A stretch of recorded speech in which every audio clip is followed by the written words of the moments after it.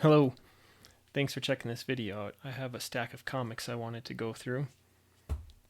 Starting with this one, Amazing Adventures, featuring War of the Worlds, number 22. A series that I've long enjoyed. For some reason, most of my copies of Amazing Adventures are still stuck away somewhere in storage. I haven't been able to come across them yet. Most of my comics I have out, but those and a few others are kind of in limbo somewhere, so I think I already have this one, but I found a good deal and it's in great shape, and I love the series, so I picked it up. This series started in 1970 and ran for 39 issues. It started off not with War of the Worlds. It started off with the Inhumans and Black Widow for about 8 issues, and then it ran a couple more issues with still with the Inhumans, but it had Black Bolt instead of Black Widow. And then the Beast from the X-Men was the main draw for, I think it was until issue 17, because this one started up with War of the Worlds started up with issue 18 and ran all the way through the rest of the run up to issue number 39 as War of the Worlds. Sometimes the cover says Killraven, or War of the Worlds featuring Killraven. Killraven being this character right here. And the setting is, as you can see on the title here, underneath the title, based on concepts created in the novel by H.G. Wells. So there has been a Martian invasion, and they have taken over Earth, and Killraven is leading a rebellion against the Martians, essentially. Great story. At some point in time, Don McGregor wrote this one. This issue's story is called Washington Nightmare. The pencils and the cover are by Herb Trimpe. Don McGregor does the writing. Frank Chiaramonte does the inks. It's also got a reprint story in the as a backup in here. The Man Who Went Too Far. Eventually, I think maybe the very next issue, shortly after this, P. Craig Russell takes over on the pencils, and his artwork is just brilliant. If you haven't seen it, you should check it out. I love his art. Eventually, Marvel released in their graphic novel series, it was number 7. It was called Killraven, Warrior of the Worlds. But it was by P. Craig Russell in the art and Don McGregor doing the writing, and it's such a good story. I still remember one of the characters that I really enjoyed. His name was Old Skull. Yeah, it's a great story of this band of rebels. And anyway, I'd highly encourage you reading that graphic novel or any of these comics. And then we've got the first issue of Beowulf, a sword and sorcery title by DC. Started in 1975. It only ran for 6 issues. I've read them. I've had... actually, no. I take that back. I have not. Oh, exciting. Yes. But now I have the first issue. I had the first issue before, but only as a coverless comic. Now I have the first issue with its cover. So I've got all 6 issues. So yeah, I need to read these. I thought I had read them, but actually, no. I don't think I have. Okay. Well, very cool. This is The Curse of Castle Hrothgar, written by Michael, I don't know how you say this guy's last name, Michael Uslan, Uslan, and the cover and the interior art is by Ricardo Villamonte. So it was in this period of time in DC, they had a number of different sword and sorcery type titles that they tried running, a bunch of comics in general that did not make it very far, just a few issues, and it's unfortunate because some of those are the ones I really enjoy. Well, there's another one in these, later on I'll show it, but it's not in this little bundle, I guess. Star Hunters, another one, Starfire, not the Starfire that's part of the Teen Titans, but another sword and sorcery one. Just a number of them that didn't make it far, but really fun stories. And then I've got 3 issues, I should say, of Billy the Kid by Charlton Comics. This has an interesting beginning. It began in 1955, I think it was, in a title called Masked Raider. Billy the Kid showed up as a character in issues 6, 7, and 8, and then with number 9 started his own series. And that was Billy the Kid started in 57, and this ran all the... Well, I'll wait until just a moment here. Number 129. This is a reprint.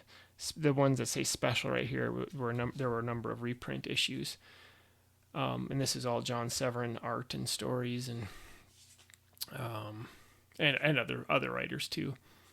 But check out the titles of the stories in this one: Creeping Death, Cheyenne Kid, the Crown Prince of Chaos, Cheyenne Kid, Blue-Eyed Braves, and Gambler's Greed. Those are some wonderful titles. Then we've got number 137 with cover art by Jose Delbo and the stories and art inside by Joe Gill, Warren Sattler, and Fred Himes. Common creative talent at Charlton Comics back then. Some good stuff. And we've got, for stories, we've got The Treasure, Lawful Lem, Wagon Trail at the Waterhole, and The Seeds of War. And then this one is the final issue of Billy the Kid. So I was pretty excited, actually, to find that. I didn't even realize when I got it that it was the final issue. Number 153. And it's from March 1983. So this title ran for a long time. It reprints issues 80, some stories from issue 80 and 90 with a new cover by Bill Black. And the stories are by Joe Gill and Pat Boyette, and I really like Pat Boyette. The art's by Jose Delbo and Pat Boyette. Bride of Satan and Read About the Dynamite Kid. The Read About the Dynamite Kid story I've actually read before because I have issue number 90 as a coverless comic that I've read. Okay, and then we go into Captain America, number 197 and 198. Of course, by Marvel Comics. The series started way back in 1968.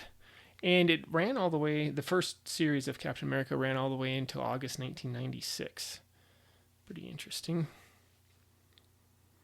And this one, 197, The Rocks Are Burning. It's part 5 of an 8-part story written by Jack Kirby. And the pencils are by Jack Kirby, as you can tell on the cover. The cover is too. And the inks are Frank Giacoa. And the cover is Jack Kirby, like I said, and John Verpoorten.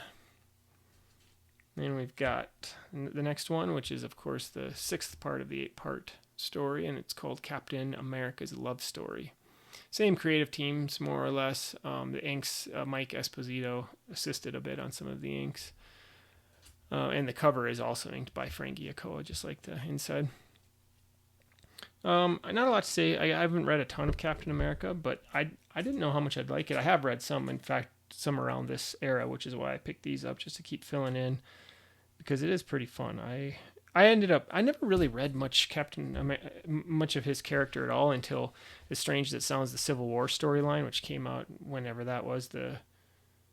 When was that? The early, oh boy, I don't know what that was. The late 2000s, maybe 2000 teens. But and I enjoyed his character in that a lot, and ended up, going back and reading some of the older ones. Then we've got a number 54 of Captain Marvel, nearing the end of the run. It ran for 62 issues. It started in 68. This one's from 1978, so 10 years into the series. The Big Bang Theory is the name of this title, which is kind of funny. Nitro the Exploding Man. The script is by Scott Edelman, pencils by George Tuska, and there's actually a few pages of Dave Cockrum art in here, and inks by Terry Austin. And just another one to trying to slowly get all the Captain Marvels, but my favorites are the very early ones. They're phenomenal. The art is so beautiful. But I figure as long as I'm collecting those, it'd be fun to get the whole run if possible. And then we have 4 issues of Claw the Unconquered. There were 12 issues of these. This was another one that came out in the mid-70s from DC, another Sword and Sorcery one, trying to cash in on all that barbarian success over at Marvel. These were written by David Michelini. I've read all 12 of them, and I enjoyed it. Art in the early ones, Ernie Chan, who's well known from Conan. This is the Grimstone Quest. This is the Eater of Souls, and you'll notice on this one we've got a Joe Kubert cover. I love that cover. Isn't that incredible? Really like that one. Then we've got Death at Darkmorn, another Kubert cover. Still written by David Michelini. And then this is the last issue, number 12. Well, it's the last published issue, number 12. Cover again by Kubert. Story still by David Michelini. Story's called The Slayer. Keith Giffen does the pencils inside, and the inks are Bob Layton. I found a note about this that that the plot continues as a backup in Warlord, and I think it's in Warlord I wrote it down here, number 48, which I have that comic, so I'll have to dig it up because I don't know. So when I read these 12, I found out that there were 2 issues that had already been penciled, but this was during the big famous collapse of the DC, of so many titles that DC was running at this time in the mid 70s, or by this time I guess more like the late 70s, and they suddenly had to cancel a whole bunch of them, and there were at least 2. I don't remember how many issues were published, but something called I think it was called the Canceled Comics Cavalcade. The first 2 issues of that had the first 2 penciled. The last 2 penciled issues of Claw the Unconquered that were never printed or published.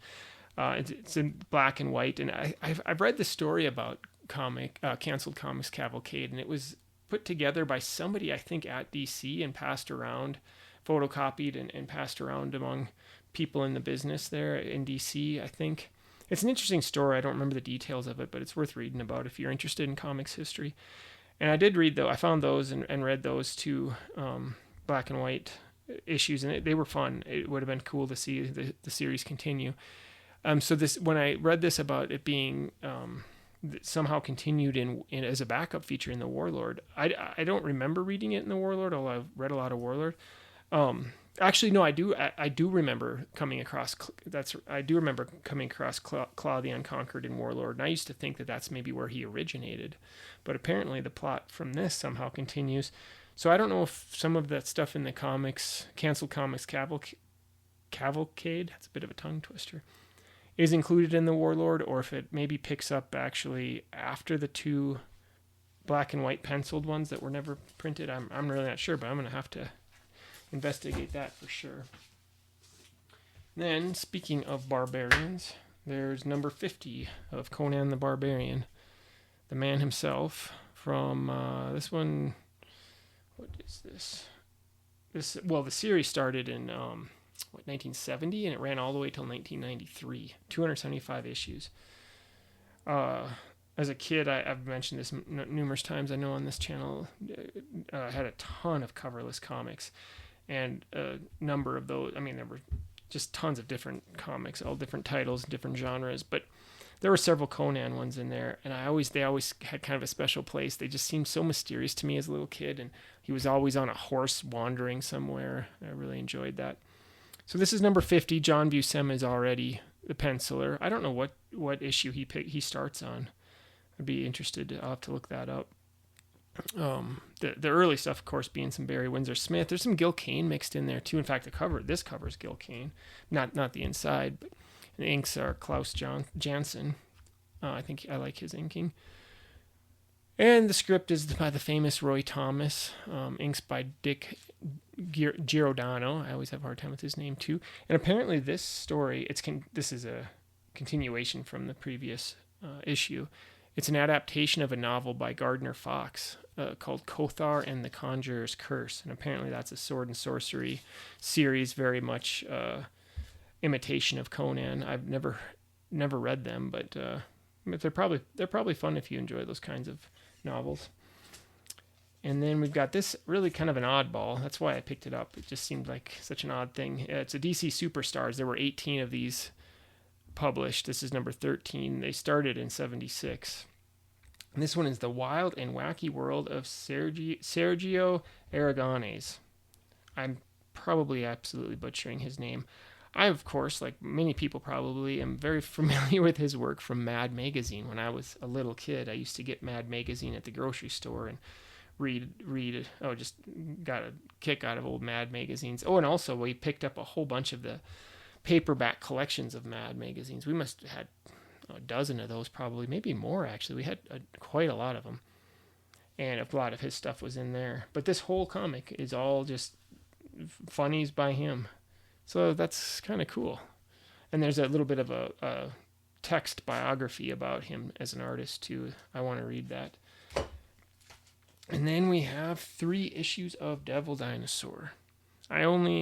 Previous to picking up these 3, I only had 1 issue of Devil Dinosaur, issue number 2. So now I have 2, 3, 4, and 6. This series started in 77, I think. No, 78. I have it written down here, 1978. It ran for 9 issues. Jack Kirby affair. Like, he's... Look at that cover. It's awesome. And look at the Devil and Moon Boy. I mean, come on. That is wonderful. Fun looking stuff. I haven't read these, so I can't comment on the plot, but it sure looks fun. Then we've got number 4. Classic Kirby. And number 6. Driven by fear and fire, man, woman, and monster flee the valley. The fall. Yeah, so some sort of mix of prehistoric humans and dinosaurs, it seems, is all I really know about it. But you can hardly go wrong with that. And then, we got one more in this little bundle. Doomsday +1, and this is issue number 8. This is a Charlton comic, and kind of famously, it's done by John Byrne. He does the pencils, but I think he does the writing too. No, I'm wrong. The script is by Joe Gill, it says here, this thing that I looked up about it. I thought John Byrne wrote some of it, but maybe not, at least not by issue 8. Maybe he wrote none of it. I know he did the art on them, but for some reason I was thinking he had done the writing too. Whoopsie. I know there's kind of a robot sidekick in here. I think I have 1 or 2 of these. Just 1, I think. I think this is maybe just the second one that I have. All these comics I got here recently, and there's more, but I'm breaking them up into some groups. They're in just fantastic shape, and they all smell wonderful. They all have that really good comic book smell. No nasty mold or mildew or anything. They're just really nice shape. Yeah, that is some very, very enjoyable art. I don't want to look too far into here. I don't want to give away any plot points because like I said, I don't even have these all yet, so I haven't read them. All right. That is all for now. Thanks a bunch, and have fun reading. Bye-bye.